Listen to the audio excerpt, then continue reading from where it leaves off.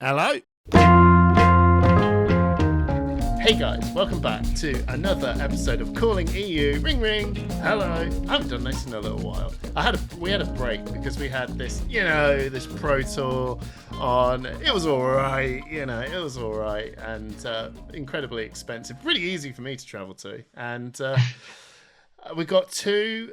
I don't know if you may have seen. If you haven't seen the Pro Tour final, we've got Pablo Pintor and Max Dieckmann. These two duked it out in the final, and it was one of the coolest games that I think all of us witnessed. It was just we watched an Enigma mirror. I won a really cool bet, which was thank you, Matt Rogers. Never doubt the Europeans. He betted on the Canadians. I said not a chance.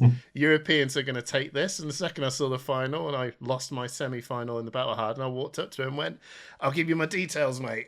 So I was pretty chuffed with that. But anyway, we brought these two along. They have brought a topic along to have a chat about. And there's also a community topic as well. So if you want to throw out a topic for another episode, just comment below what you would like these amazing European players to talk about, and we'll bring it on. I think I'm going to try and get Rob Catton and Dylan Thompson for the next one as well. We'll see.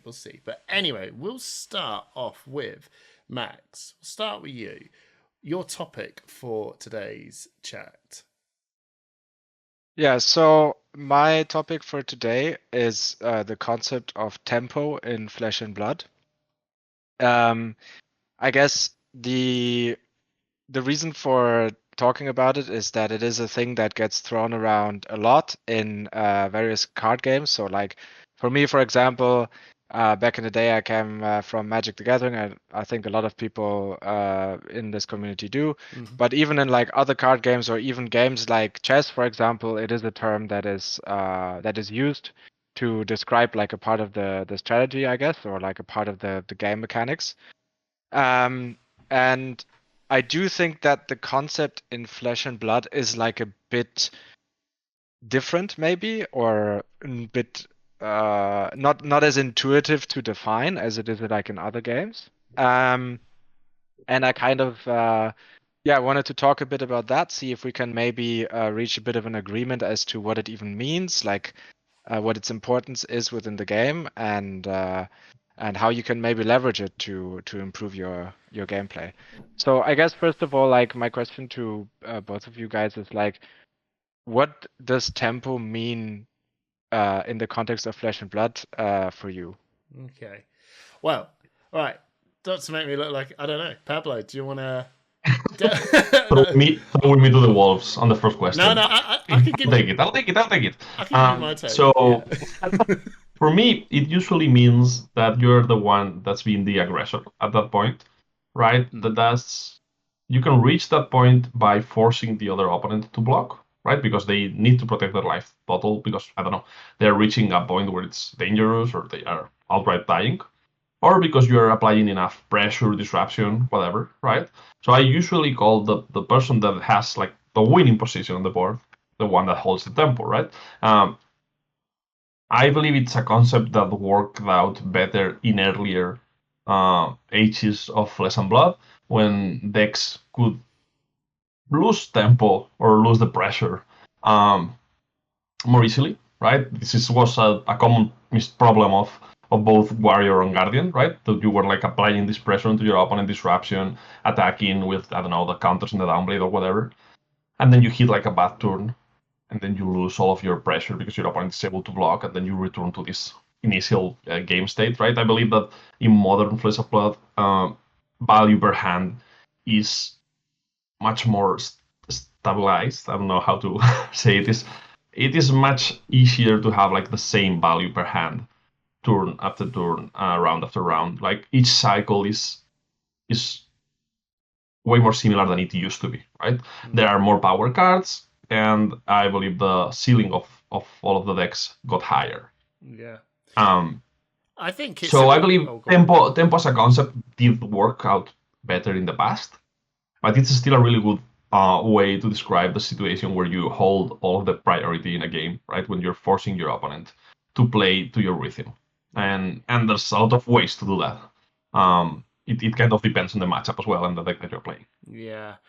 To me, I pretty much just want to piggyback off what you were saying, Pablo. Like, I think the concept of what Magic is as a game is almost like if everyone was playing like illusionists and mechs and so on. It's board presence, right? Because that's what Magic really is. It's a complete the idea of the game is to set up your resources, to set up the board presence, and we're both doing resource generating and board presence, and we're both trying to build that up over time, right? Whereas Flesh and Blood is very much like my turn, here's my attack, it's gone, fresh hand, and it's like that. But certain classes do what kind of like Magic is kind of doing. I want like the old school Dash where they're doing the pistol making game and they're just getting items and that board state is building up and building up and building up. I think also the concept of tempo to me is it's very weird depending on what class are we talking about, right? And there's times when I've just been mucking around lately with Florian, and I feel like a good tempo taking turn, depending, is like when you just throw out a Channel Mount Heroic and Felling of the Crown, for example. That's like a huge tempo taking moment. And I think that's where I'm sitting with it in terms of like what Pablo was saying. I can take the tempo from you, and now it's my turn to push through until it doesn't. And maybe a good idea of what a tempo deck might be is just someone that can keep applying that pressure most of the time. For maybe like Reiner, I can block up 6 and whatever, and then go, all right, bam, and have a 6. Okay, you just don't keep stopping doing that. That's my take. That's my thoughts as a player playing on a semi-average level of the game. But what do you think, Max? I think we're getting to like to a very similar point of where I kind of like took the idea.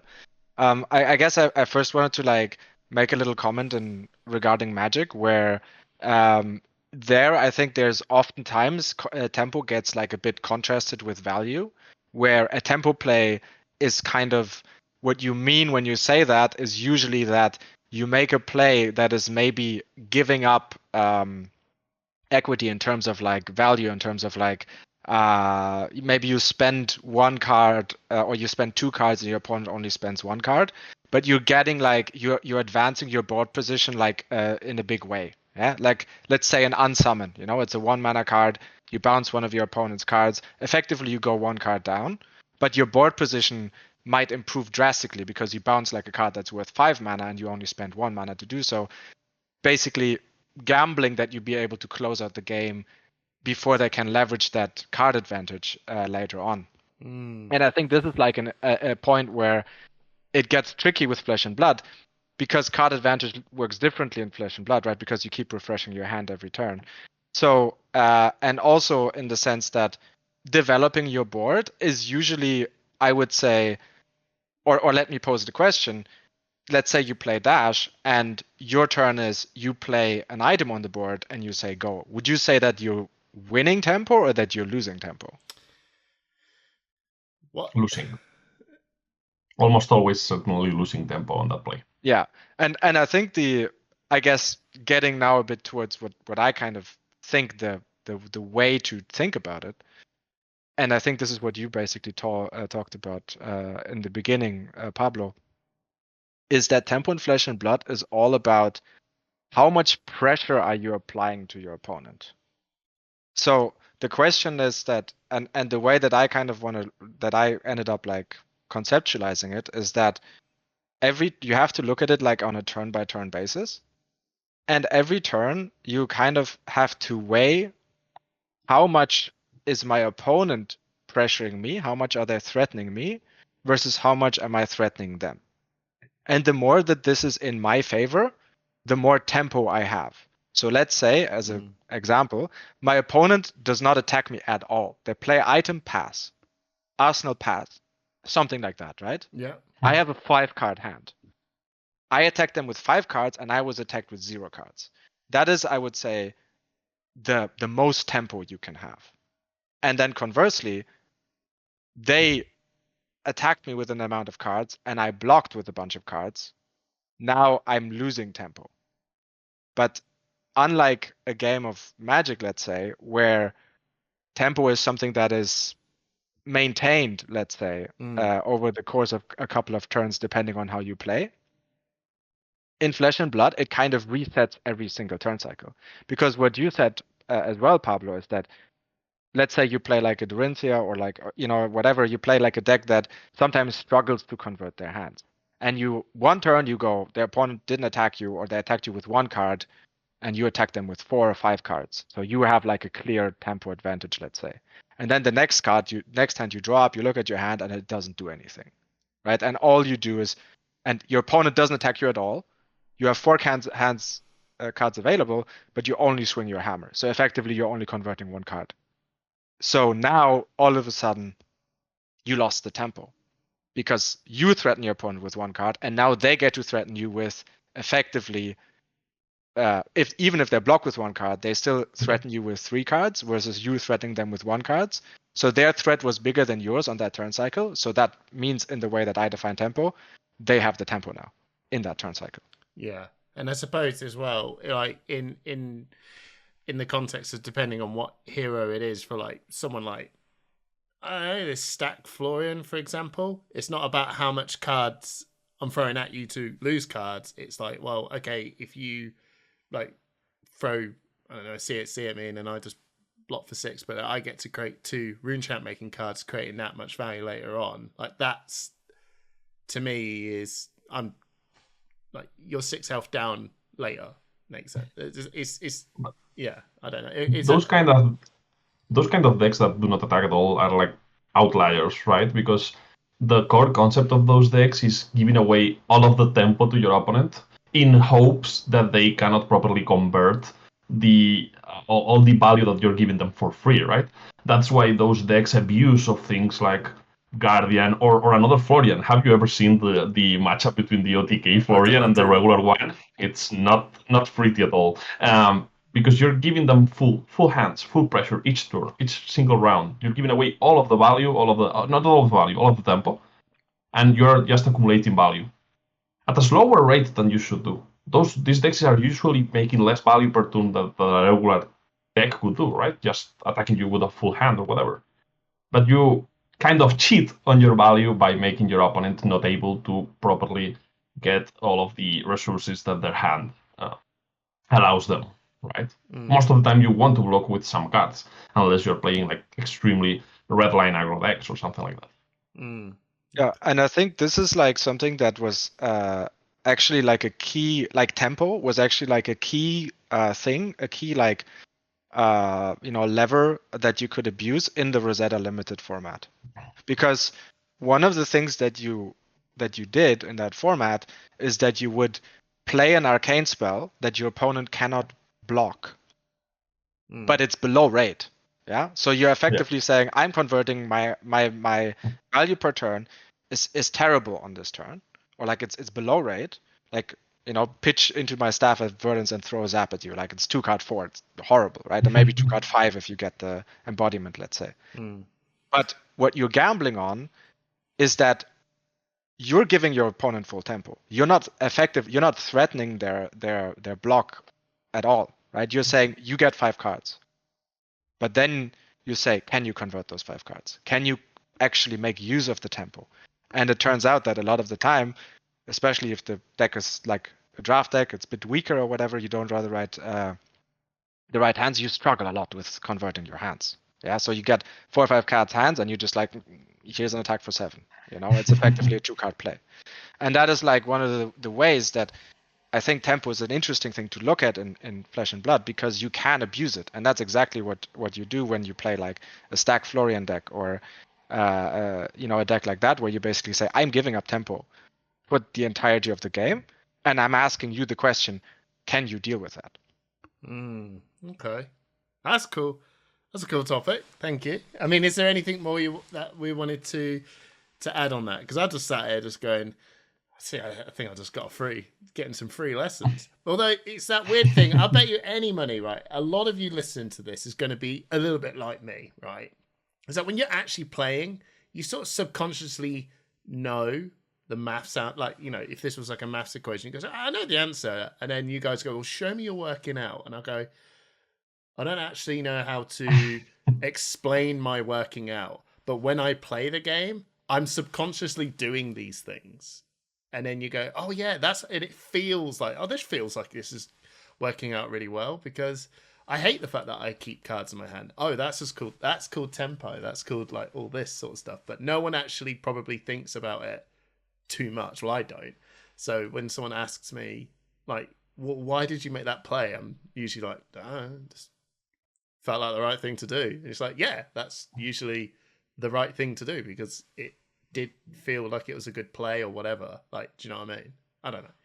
You have to just see, you'll have to see me play Runegate Chain. It's all vibes. Just to add like a little bit more to this topic, I think another thing to that is interesting to look at is like the flip side of that. What about decks that want to play at a high tempo? Yeah, Aurora, like usually the aggro decks, the rush turn decks, right? They're really, really good at playing big hands, and also they benefit from playing big hands. Their smaller hands are worse than their big hands. Like a classic example for me is like oh my god, what's the zero cost chain ender that's for 5? That's a two attack, but if it's for Rupture, Lava Burst? Lava Burst, exactly. Lava Burst is like the perfect example for me. Because if you play this with a small hand, it's a 1-card 2. Terrible card. If you play it in a big hand, where you get to play it on Chainlink 4 or higher, it's a 1-card 5, which is an amazing rate. Yeah. So that means that these kind of decks, not only are they good at playing with a high tempo, they also benefit from that. Like they can convert their hands, and they want also to play big hands.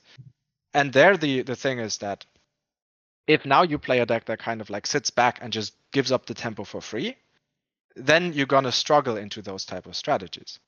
Right. However, and this is why though cards like CNC and like Spinal Crush are good against those decks, because you can force, and this is what I would call initiative rather than tempo, because you are presenting a threat that they can't ignore. If you send a Clasm at them, like, don't get me wrong, that's good. And okay, let's say that Clasm is maybe not the best example because it is like some sort of disruption. But in principle, if they draw a good hand, like if the top card of their hand cooperates, they can just say, I don't care, give me, I just eat 9. That was a strong value play by you. Or maybe Thunderquake. But effectively, but now if I go like Flicker, Arc, Flicker, you just explode, because you're not stopping me from doing what I want. So you're not actually forcing the issue, even though it is in theory like a high tempo play, because you're generating a lot of value, a lot of threat with a low amount of cards. But if you play a CNC or a Spinal Crush, you take something from them, no matter what, unless of course they have Crown of Providence. But you get the idea, yeah. So, and that's kind of why that's a way you want to combat these kind of decks, is you want to lower their tempo, you want to drag them down to your level. And then outvalue them at the lower tempo, because you're better at that. At least on how I usually think about tempo, I also kind of include in there in the same description like decks that can properly, even if they are like not outright killing you. And I believe Nu is a good example of this, right? Nu can hold the tempo without dealing a lot of damage to you, right? She's just attacking you again and again. She's forcing you to block, she's taking cards away from your hand, and she's blocking whatever you send at them.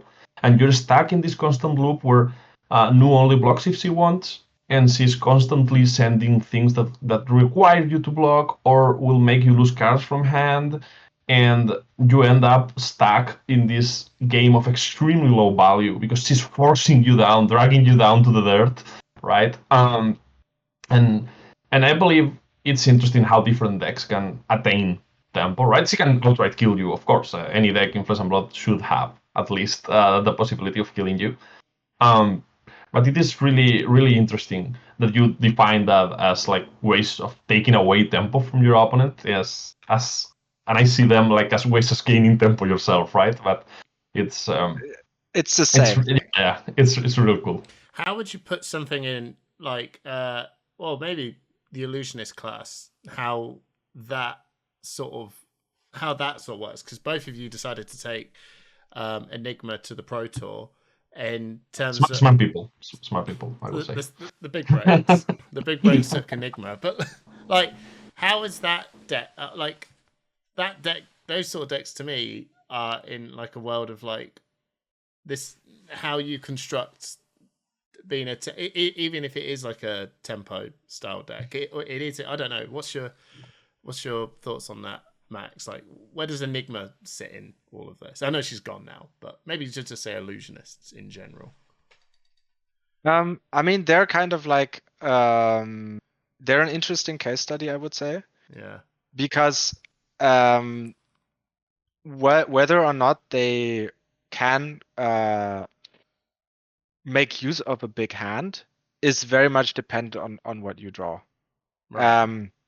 It really varies on a turn-by-turn basis a lot. And I think you can see this actually if you watch our games on stream, is that the tempo will shift dramatically turn by turn. You know, I will have sometimes you draw a hand and you just block. You just give up all tempo. Mm-hmm. And then the next hand, you just like or like you block with some cards, you put a truce on the table. And then the next hand, you draw a card of truce, you eat 20 damage, you take your head off, and then you just murder them with a 7-card hand, right? So it is like a very much like this kind of deck, you know, like the tempo, you're not a tempo deck in the sense that Aurora is, where she has one tempo she wants to play at, and she always wants that. Right? Aurora wants just go 4 cards, just keep sending, never block. And Enigma is like, sometimes just block everything, and sometimes block nothing and just go like a huge turn, right? So in that sense, it's like a very it is not a deck that plays on a like very well defined tempo. It really like varies. And like there's other decks that are like also more defined in that sense, you know, like a Guardian who just goes block with 3 cards, hammer. Like that's also just, I always play at one tempo basically, right?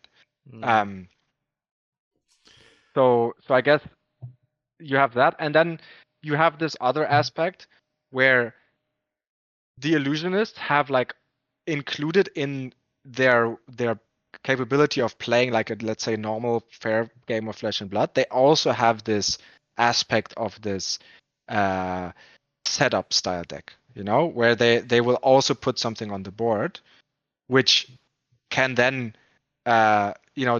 cheat tempo effectively, where you like maybe you give up tempo, or you create tempo that extends over more than one turn. Because if you play a mirror guy and attack, that's obviously a big tempo play because you're dealing a big amount of damage. But then you also have this thing on the board that if it lives, it will generate an absurd amount of tempo. Because if I block with my whole hand and go Tunic Mirror Guy, then even though I would have technically given up all tempo, I'm still attacking you with like 2 cards worth of value for no apparent reason, right? So that kind of makes it like special in that regard, I would say. Okay. It's really interesting as well, because Enigma, the whole thing that separates Enigma from the rest of the illusionists up till this point, I believe, and I don't know if Max would be with me on this idea, but all of the other illusionists that we have had till this point usually had to lose tempo to build a board, right? If you play the dragon, you usually are losing tempo to play the dragon, and if it survives for several rounds, then it's insane. It's really good, right? You extract value several times from it. And to play one of your Spectra auras on Prism, you're usually giving away 3 whole cards to play something that your opponent can kill with any amount of attack, right? Then you have Enigma, which shifted this whole conception of illusionists need to give away tempo and value to build a board, right? If you play a Rage Spectre and swing with it, it's a 2-card 7 play at least, right? Which is on rate. So maybe it's not on rate anymore because the game is getting like more powerful with each passing set, but I believe it's still a pretty powerful play, and you're not losing any tempo of those kinds of plays. And it's strange because it's a deck where you have to balance, as Max said, you have to balance turns where you don't want to do anything and turns where you want to do everything that's in your hand, right? So I believe that's why this deck benefits so much from the last expansion when we got a new React and some new boots that allow you to block, because the whole idea of the deck, I believe, is surviving till you do the crazy thing. Right? At some point in the game, you will do your crazy Enigma, extremely overrated stuff. Well, it's called, You're usually doing Mirror Guy. It's not only Mirror Guy. Like, Mirror Guy is obviously broken, right? But if you play Spectral Manifestations into Coalescence, into, I don't know, Mirage Metamorph with Tunic, that's an insane play. That makes no sense at all. You're dealing so much value, and you're also building a board, and the board protects itself, and it makes no sense. Right? Yeah. And that's what I mean when you're like trying to arrive to those, because the deck is full of 2-card combos, right? Yeah. My favorite combo is a blue and Phantasmaclasm. That's a really good combo. It works. But yeah, you're like kind of trying to arrive to those scenarios where you're able to eat all of the damage for a single turn, then apply pressure again. And the deck also puts your opponent in a spot where they don't have to play for value, they have to play for tempo because they need to kill your board, right? Yeah. And maybe they will eat a lot of damage to throw 2 daggers as I don't know, as blue. That's like the most like psychic damaging thing that they can do to you in a game, is when you like, they develop a board, they attack you with everything, and you're like, okay, I have to take all of this damage, lose 16 life, and then I will kill, right? I will go dagger, looking for scrap and CNC, and I will kill everything. And they are like, okay, yeah, you kill everything, and I will rebuild the board and attack you again. And you're like, no, right? And this, they force you to play under value. They force you to give away all of your value for tempo, and that's a really interesting way to attack the meta game. And they're also asking that same question that these setup decks are asking, which is, can you convert your 5-card hand? Because that's why you don't see any Guardians in the meta. That's why you don't see any of these slow decks in the meta. Because if you, until now, of course, that Enigma is left. Because if you run into Enigma and you're not every 5-card hand that you have can present a big amount of threat, you can't win. Because they play Mirror Guy, and then you can never kill it, and then you just lose, right? Because you have to take damage and like fight for the tempo when Mirror Guy is presented to you, but then you also have to be able to then win the tempo with that. Because if then all you're doing is sending like 10 damage, they're like, okay, here's 3 cards and whatever, some spectral field or like some D-reacts or whatever, and that's it. You're cooked. So so that's kind of like why it's also such an impressive question, I guess.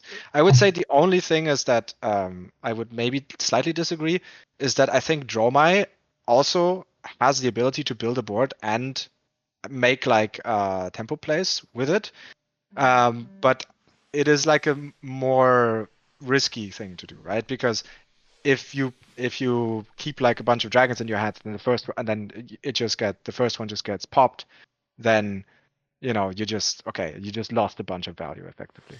I asked this sort of question because it feels like the new Gravy Bones character is just who knows? We do not know, but he's got some illusionist vibes to me going on. Slower, but doesn't pop. I don't know. It just seems like it's just doing this sort of board state thing again. It's interesting to see how this may go. We'll see, because it depends a bit on like if he has a way to swing his entire board. Because if you have like 15 allies on the board and only one of them can attack per turn, then that's a different thing, right? Yeah, it's I hope it's a different thing, because it would suck if we have a necromancer class and it's just really. Well, I don't. I don't know. I don't know how slow. I don't know how slow you want the meta to be, though. That's also another thing that you have to keep in mind. Yeah, that's fair. Right, that's fair. But that's a topic for another day. That's a topic for another day. Right, Pablo, your topic. Yeah, I wanted to discuss because I believe there has been some buzz on the community lately about this, about the impact that mixed formats have on tier 4 events. I'm talking specifically about draft, right? And I believe this is something interesting to talk about, because we also have Max here, who is from a different team, and I would also like to know how much does the draft practice affect your preparation for a Pro Tour, right? Once I did talk about this once when we did have like the 3 format the worlds San where Jose. we had like Blitz, draft, and then CC, and I was so underprepared for that tournament because I tried to spread too thin to try everything, and I ended up doing badly in all 3 formats, and that was on me, right? That affected my preparation, and I was not able to be properly prepared for the event. And so I have seen some people say that you need to 5-1 or 6-0 the draft to be able to top 8 one of these tier 4 events, right? The Pro Tour Worlds. I believe in this last one, there was only one person in the whole top 8 who have gone 4-2 during the drafting process. 1 or 2. So it's sure. It might have been 2, but yeah, it It was might- it oh, was okay. fewer. But yeah. Yeah, I don't have the exact number. That's what I heard. So I was really interested to see what you guys think about this problem, specifically Max as a part of a pro team, right? Pro. I don't pro. agree with the term pro, but for anyone, right? not for anything. Well, I don't think anyone is a competitive, capable of calling themselves pro in this game. We'll call it a competitive team. There you go. Yeah, I rather much use that term. Competitive team, yeah. Okay, yeah. So yeah, I believe it's interesting to at least see, because I believe it also skews a lot how the Swiss works, right? You have these early rounds where you can get paid into everything. We usually refer to that as the jungle in my team, right? Because anything can attack you in the jungle. You might play against a Reiner on round 1, or you might play against any kind of outlier underdog deck that you did not expect for this event.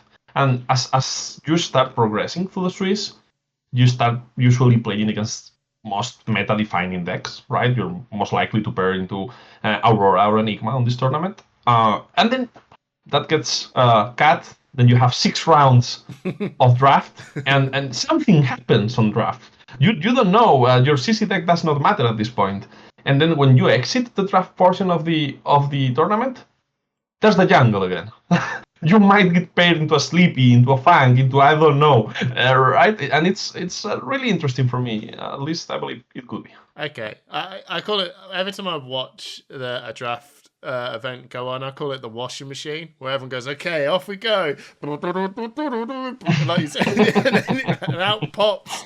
Why is it? I remember watching a Pro Tour, and then I was like, what's Astilio doing here, bro? He's like, oh, this guy don't lose that draft. Okay, off we go. So yeah, the jungle, the washing machine, whatever you call it. I think I've only got one thing that makes it a little bit weird with draft, and obviously you guys would know a bit more.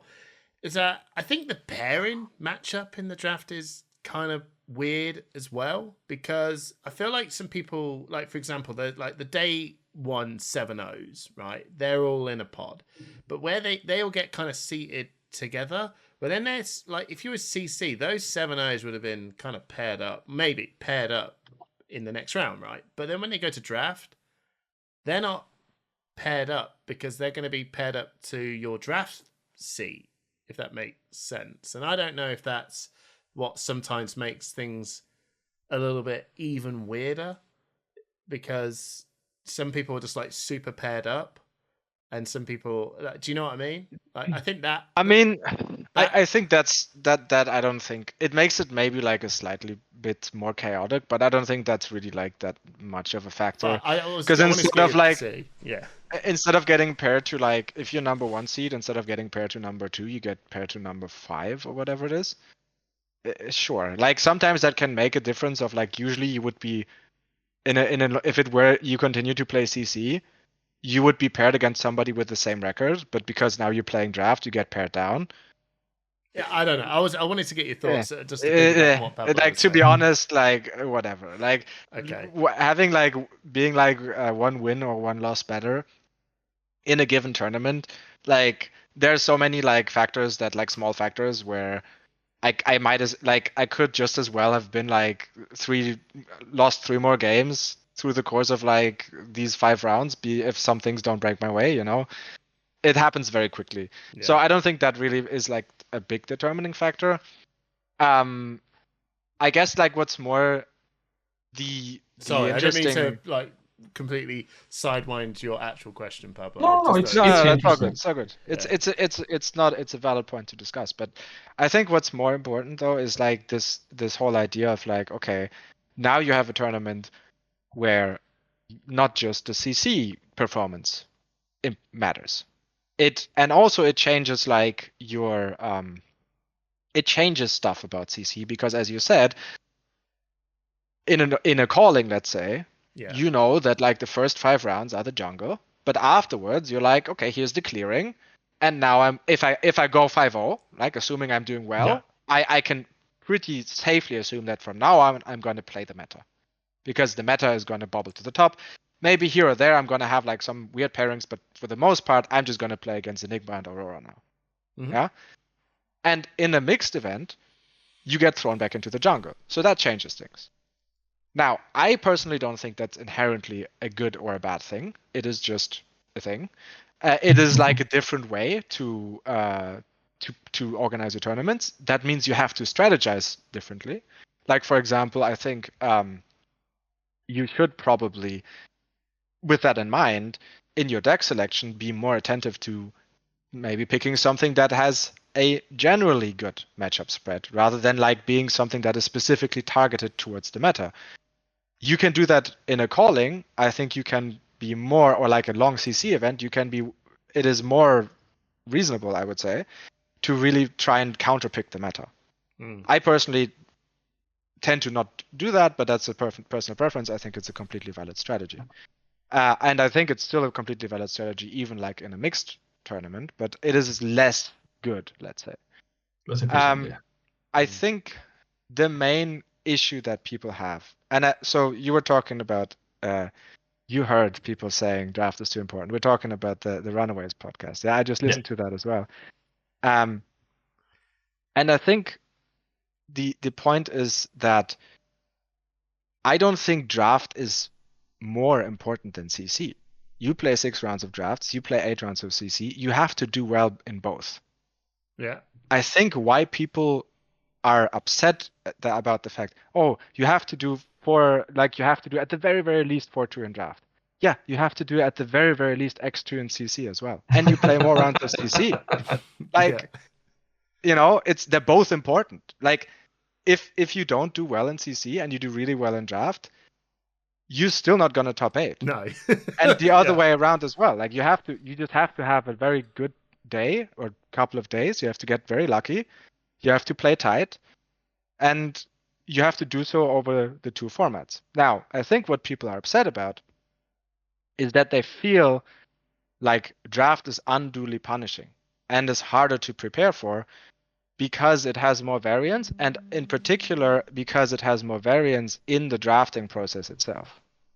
Because what can happen, and this happened to a lot of good players from my team as well, where obviously nobody is perfect and nobody plays the perfect tournament. But you can look at what they did during their draft, during the drafting process, and you can sit next to them, or they walk you through what they did, and you're like, yes, you did everything right. And then you go 1 and 2. And it was not your fault. Maybe you drafted an amazing deck, and then some random variance happened, and you just got shafted.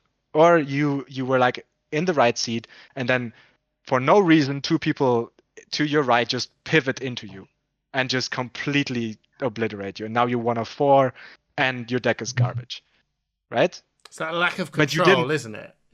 Yes, it's a lack of control. And I think that is what people don't like about the mixed formats, is that draft doesn't feel like you have as much control over the outcome of your draft as you have over the outcome of your CC, no matter how much you prepare. So I don't know what you think about that. It's also kind of a trap to think like that, I believe, because that can also happen on CC, right?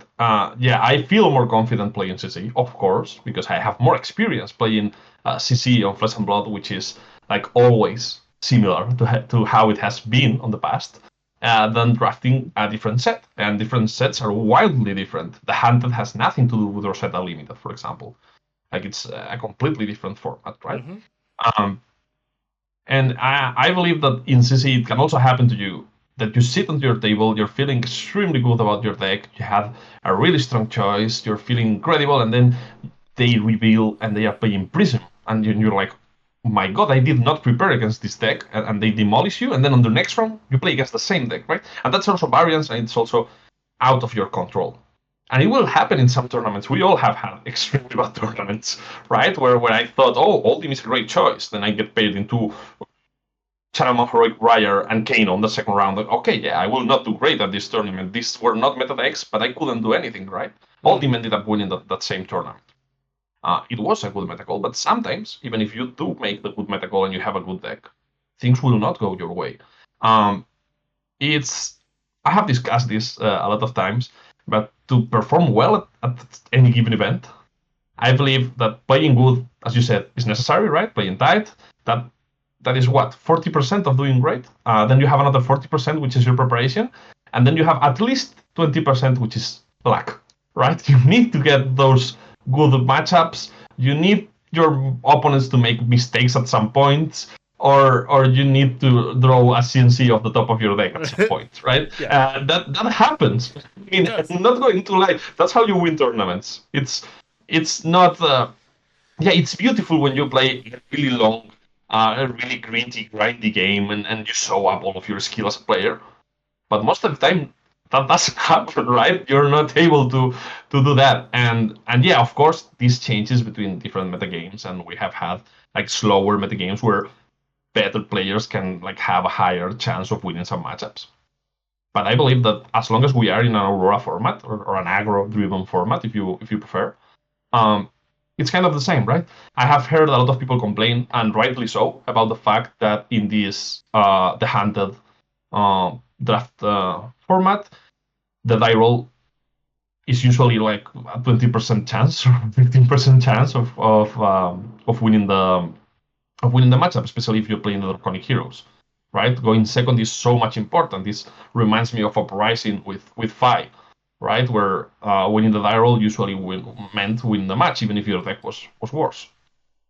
And I also think that kind of happens on CC as well, right? I was looking at some data the other day, and the percentage of winning the Aurora Mirror swings by 14% between going first and going second. So I know it's hard, but we need to try to put all of these things into context because I believe the same problems that show up in CC usually also show up in draft, right? I also kind of agree on the fact that, yeah, there are some things happening out of your control when you're drafting in a pod. Sometimes you think that you're like drafting your seed and you're so happy, and as you said, there are two people pivoting into your hero, two persons pivoting into your hero, and you get obliterated, right? Your deck makes no sense anymore, and you will perform poorly. Yeah. But yeah, I think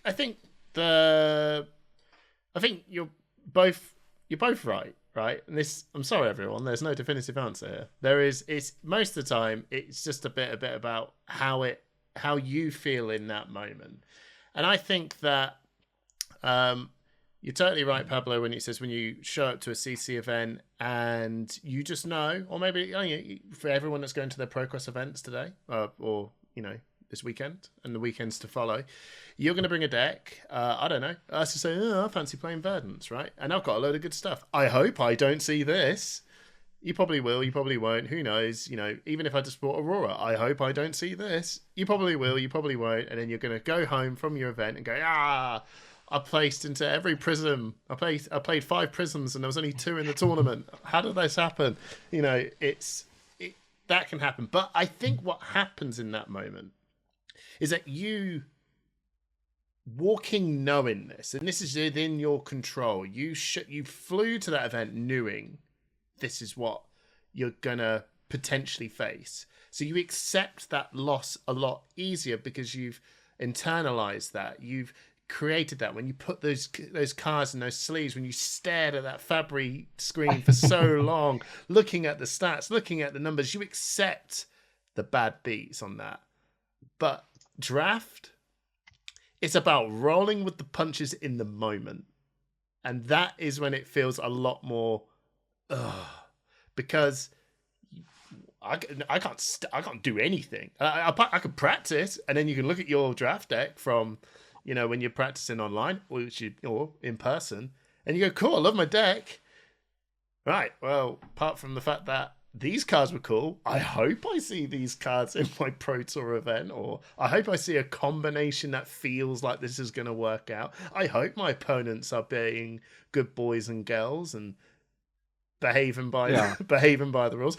I don't know. They probably might just turn around and go, that one. You're like, what are you doing? What are you doing? This guy's not even looking at the cards. Like, of course they're not going to do it. But do you know what I mean? There's just no level of control that you can walk into and face, and you're just hoping the table around you is playing the way that you want to play. And even then, when you go to draft camps or armory draft nights or online draft stuff, it's to me like watching or playing a game of League of Legends with you on a random queue.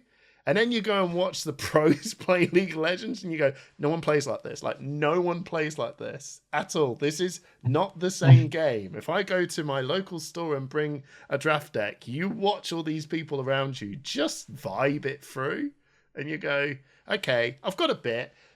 And do you see what I mean? It's just that internal loss, and then you go, damn it, this wouldn't have happened because this is only this moment. And this happened, and this happened, and it would never have happened if it was like this. Whereas I lost the Prism round 2, but I accept that because I knew that when I got on the plane here that I might lose to the Prism.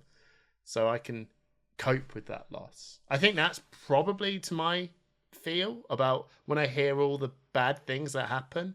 It's just sudden to like expected loss of control. I definitely agree that that's probably like a factor psychologically. I do want to say though that first of all, there are like different formats that have like a different degree of control and variance, and just as it happens to be that these kind of like more simpler formats, let's say, the heavy hitters, the uprisings, the hunteds, they tend to have like a lower amount of control, like they're higher variance, right?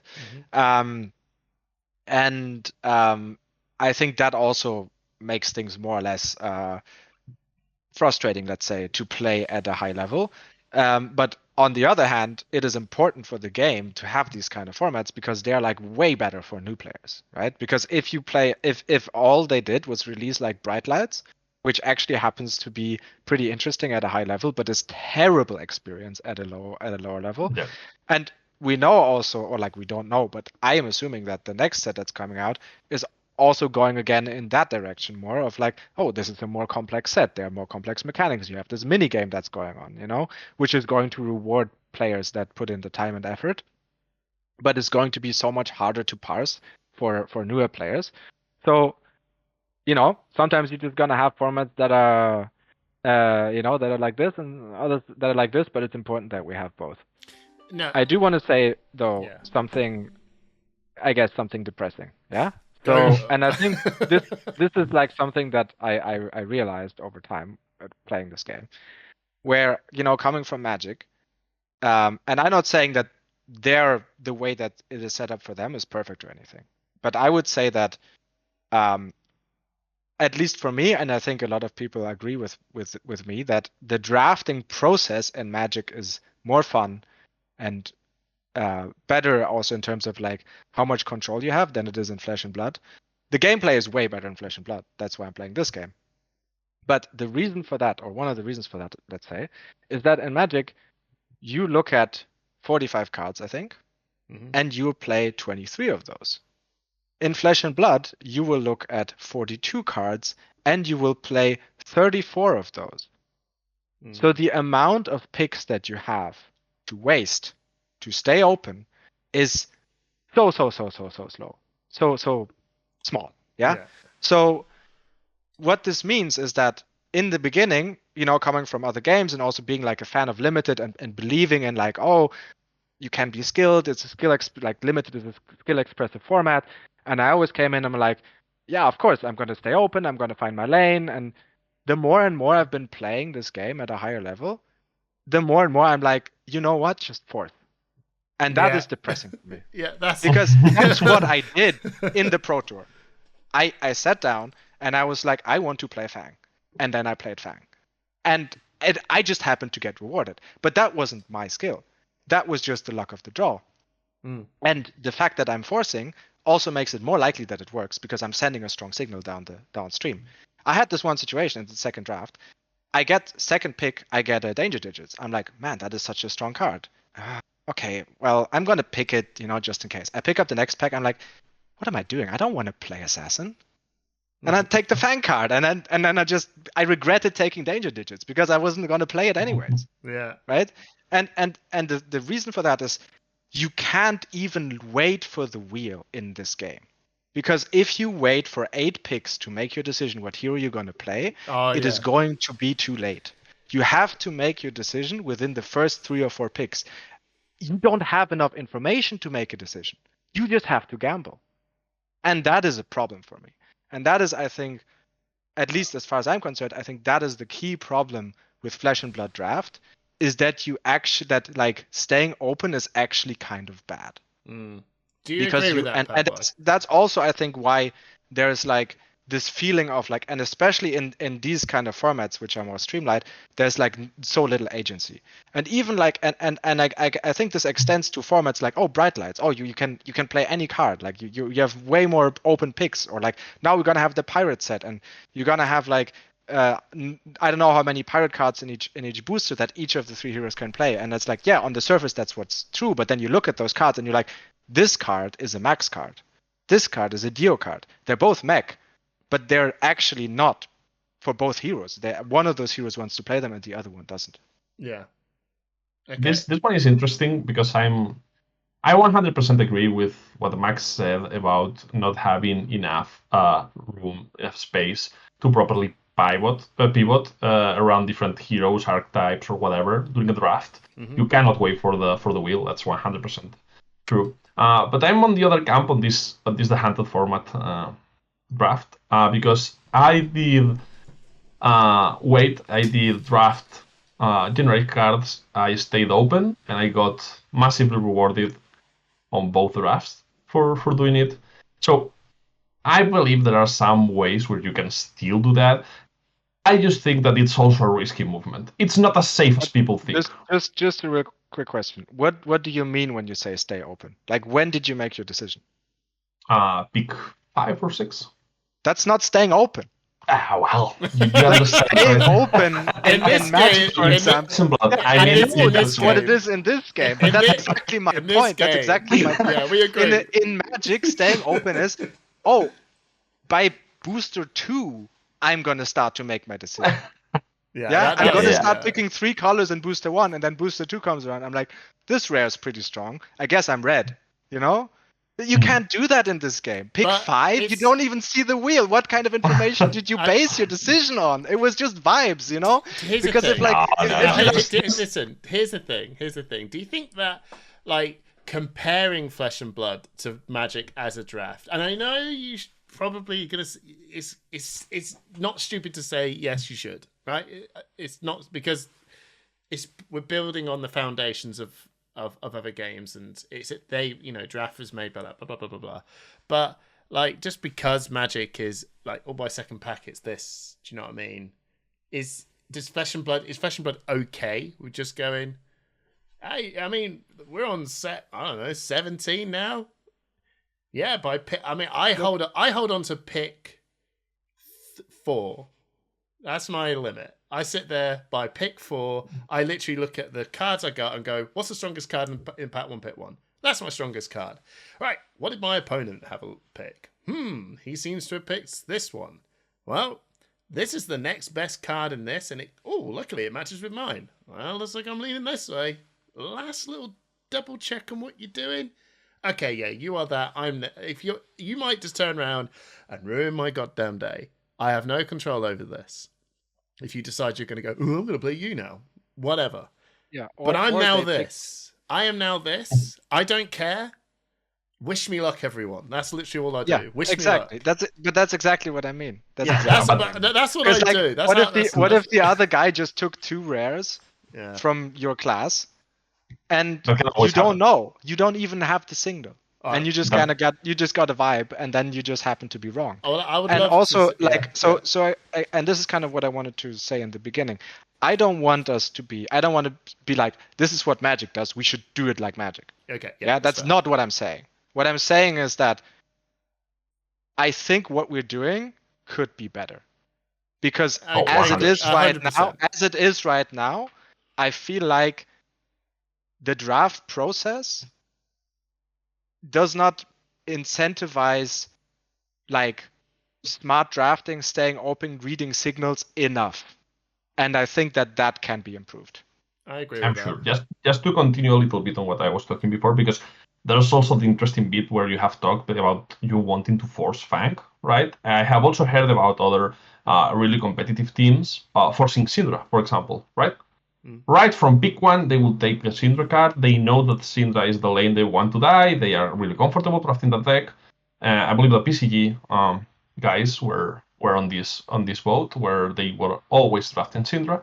I believe it's kind of normal that all of us have like a preferred hero or a default hero if we can draft towards that one. But what I meant, and of course we are not talking about wheeling, staying open is not the same on Flesh and Blood, but I believe there's, at least on this set, and I haven't really seen this on others on the past. Maybe I haven't been as well prepared for the draft format as I have been this time. But it kind of seems like there were 2 kinds of people. The ones that drafted straight class cards, right? I will take this Draconic Attack Reaction. I believe we saw that on the second draft that was being streamed by Charles Dan. He just went and picked a card that I would never pick as the first at the pick one card, right? But it makes sense because he's forcing Fang. He's forcing Fang from the get-go, and that's a valid strategy, right? And I agree with you that it's probably not a good sign for the game that is a valid strategy. But at the same time, I believe there's also some kind of points to be won, right? If you try to wait a little bit, right? There are some cards that maybe aren't as powerful or as useful as class cards on your first picks. But if you don't see anything powerful enough to make you go into a single lane, right? I should draft a Ragni because I have opened, I don't know, a Red or Weaver Spinneret, right? And you try to pick, I don't know, blue block 3s and stay a little bit open. You don't need to see what the whole table is drafting. You just want to make sure, if possible, that the 2 guys next to you are not drafting the same hero, because that's the easiest way to die in a draft. Yeah. And I was so surprised with my results on this Pro Tour because I came from testing with the guys over at the Armory, and I have never won draft in there. Right. I went 0-3 so many times. Okay. And you know, this is how it works, right? And I believe I've learned a lot of things in that house, and yeah, forcing is about strategy, and at the same time, I believe there are some kind of advantages to be found if you try to stay a little bit open. Both decisions have risks. I don't think that staying open, right? You get what I mean, Max. Is safe at all on this game, because you might very well end up on a really bad deck, which is another risk that you have when drafting, right? Yeah. If the table is properly spread, you will probably end up on one of the weaker sides of the decks. And that's only just drafting. And that's just the drafting portion. And then it goes to the right. Who am I playing against? How mad's your deck? And then you just sit down and you can just tell when the opponent just goes, oh god, this is terrible, man. I'm basically just copying what Daniel Correas did to me at San Jose. He's just like, this is terrible, man. And I was like, don't worry, I'm sure your deck's way better than mine. And We're both just sitting there going, this is terrible. Apart from one guy going, I have found God. Have you seen my... And he just runs around as if he's got the Messiah in his hand. Like, look at these reds. Look at these blues. My favourite part of the tournament. Anyway, yeah. And then there's just the game playing, right? And sure, that's just like a completely different thing to the draft part. That's when I feel like you guys could really express your skills at that point, where you actually have someone you use it. All those things we're talking about tempo and this and all the little tricks of the trade. That's when you just super flex that muscle. To I think probably Pablo and you as well as you, Max. That's probably where you got your edge in, or where the other person was like trying to work out what their deck was trying to do, and that's where you guys actually flex that side a bit more. Maybe, I don't know. With a bit of at those levels, you have to expect everyone to be really, really good, right? They can all like some muscle, and they can all play a really good game. I kind of think that it depends on the format as well, right? Max did mention heavy hitters earlier. If you were playing Kaio in that format, you were not very much in control of what happened during the game, right? You could do some random draw discard effects. Maybe you discard your reds, maybe you discard your blues. Maybe you will end up with no damage in the deck, right? I think that for the most part, this set was pretty safe on the gameplay side, except for the attack reactions, right? Yeah. It doesn't matter how good of a player you are, if your opponent is running 3, dagger pumps on Arachne, and then he randomly attacks you with a dagger, and you're like, okay, I will take this one, and the dagger goes up to 11. And you're like, okay, I did not prepare for this, right? That was why I believe drafting defense reactions was so much important on this format, because it did give you way more agency on how to block, on how to play the game, on how to prepare against these blowouts. But at the same time, all the non-Syndra decks on this format, both Fang and Arachne, had the ability to go super tall on a single attack. Or wait for the second one, or not do anything and then attack you with an... It's really strange, right? You cannot play around everything, and I believe there was some beauty on it. There were some edges to be won, of course, but at the same time, you could get blown out of water, like completely. And I did do that at some of my games. I'm going to sort of summarize this bit now, and I'm really sorry, everyone. This community topic, we don't have time for it anymore. We've had 2 amazing topics brought by these guys. That's totally fine. Plus, as well, I've got to shoot off to do a school run in a minute. But I want to summarize this topic, like you said, Pablo, is the draft mixed formats for Tier 4 events. Are they good? Do you guys agree that they should be here to stay? My opinion? Yeah. Absolutely. I think it definitely just shows off some major skill expression. Sure, it's a little bit like this, but I don't know, man. It's exciting. It's been working this long, and everybody comes out skipping and happy, unless you didn't do that well in draft. What about you, Max? What's your thoughts?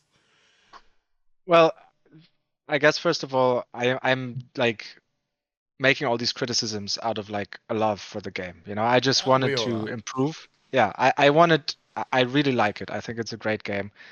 And I just like point out one of the few things where I think it can actually get better. Yeah. And as I already said, I love the gameplay. And this is, I guess, also one of the reasons why I was also really happy to talk about this now, because I really like Limited. And I think I'm definitely 100% yes, please keep Limited in there. Maybe think about how you can improve the drafting process itself. Mm-hmm. And yeah, it's just part of the game, you know. It's a card game. There's variance involved. I know I got very lucky on this weekend. So you just have to accept that getting unlucky in draft or in CC or wherever is part of the game. Yeah. And yeah, that's it. For me, it's more or less the same, right? I do agree. I also love the game. Of course, this is all like trying to put our grain of sand to improve the game. But I like having mixed formats on Tier 4 events, because we do have tournaments who don't have mixed formats on tier 3, right? You can play a calling on CC or on sealed on whatever. But I would also like to see some slight changes in the future, right? We are playing 3 tier 4 events per year. It would be nice to see one that has no draft, for example, just to try to see what happens, right? Or that's a different format or whatever. It could be interesting. We did that in I Pro believe. Tour 1, Pablo, didn't you? Yeah, that was... And it went pretty well. Yeah. I was happy with how, how that tournament went. You prayed to that chain god. I know the feeling of it. It's where you go, you sit there and go. When I got into my quarterfinals, the guys went, "Oh, I got absolutely like smashed by Hamish," and I went, "I'm gonna point this out to you, right? We both got I got lucky for 8 games in a row because I sat there and went, please shackle gods, give me good fortune. Here you go, good sir, have some cards, woohoo!" And then I play it correctly. But yeah, the whole thing is just. I think if you were to mix it up a bit, it would be really cool if they did turn around and I don't know, like living legends into draft. Ooh. Why not? I don't know. But I can see why they're gonna forever keep it because it is literally the biggest marketing thing ever. Buy product, do draft. Play our main format, CC. 2 things that are extremely important to our business. Off you go. They'll never really change that. But yes, Max, you are totally right. Please do something. This feels like it's been 3 years now since Uprising, or some change when they got rid of a card in a pack. I don't know. There's something about this that feels like. It doesn't feel totally right. But anyway, I digress. Thank you so much, guys. Thank you so much for your time. Thank you so much, everyone, for checking this out. Anything you want to throw into the comments to these guys, you can. Let them know, and I'll ping it towards them. And if there's any other topics for the next episode, throw it down. But yeah, thanks very much, guys.